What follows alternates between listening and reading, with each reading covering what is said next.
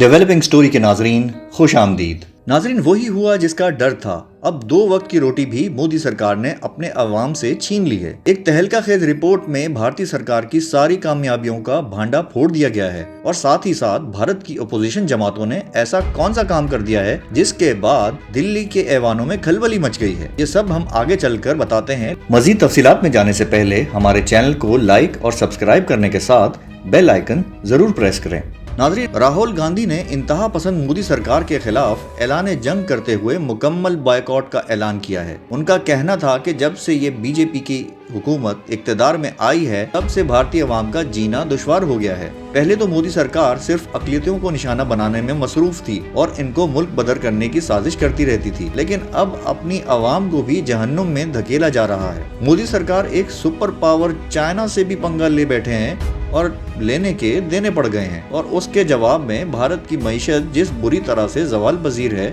उसकी मिसाल पिछले 40 साल में भी नहीं मिलती। भारतीय मीडिया के मुताबिक नरेंद्र मोदी ने अपने फ्रंट मैन के जरिए जहाजों की खरीद में किकबैक्स के जरिए करोड़ों रुपए कम फायदा कमाया है और इसी तरह की नाकिस पॉलिसियों की वजह से ताज़ा तरीन रिपोर्ट के मुताबिक रवां साल भारतीय जीडीपी 40 साल की कम तरीन सतह पे आने पर मुल्क में महंगाई और बेरोजगारी का तूफान आ चुका है। भारतीय मीडिया के मुताबिक उनकी जीडीपी -3.7% रहने का इम्कान है, जो कि पिछले 40 सालों में सबसे कम तरीन सतह पर है, जबकि यही जीडीपी पिछले साल 4% थी। इसी तरह इक्तसादी तरक्की की शरह भी 1.6% रही। मोदी सरकार की किसान मुखालिफ पॉलिसी के सबब ज़राअत का शोबा भी जवाल पजीर रहा, जबकि मोदी की जानिब से भारतीय मईशत के बहरान का जिम्मेदार कोरोना वायरस को ठहराया जा रहा है। इसकी वजह से हजारों अफराद ऑक्सीजन की अदम दस्तयाबी की वजह से अपनी जानों से जा रहे हैं। ना ही ताजिरों को कोई रिलीफ दिया गया है और ना ही एक्सपोर्ट पॉलिसी को कामयाब बनाने के लिए कोई इकदाम किए गए हैं।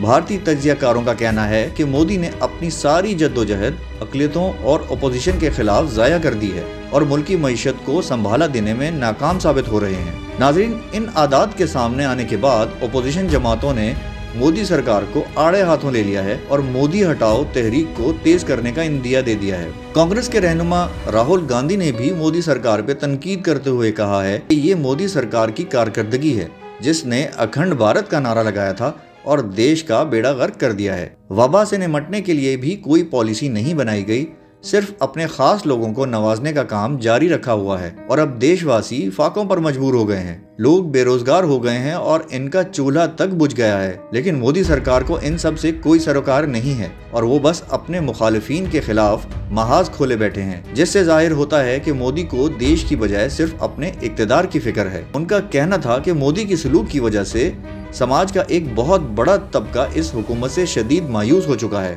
और अगर वो वजीर आज़म बने तो उनकी सबसे पहली तरजीह लोगों को रोजगार फराहम करना है, जिससे मईशत खुद ब खुद बढ़ेगी।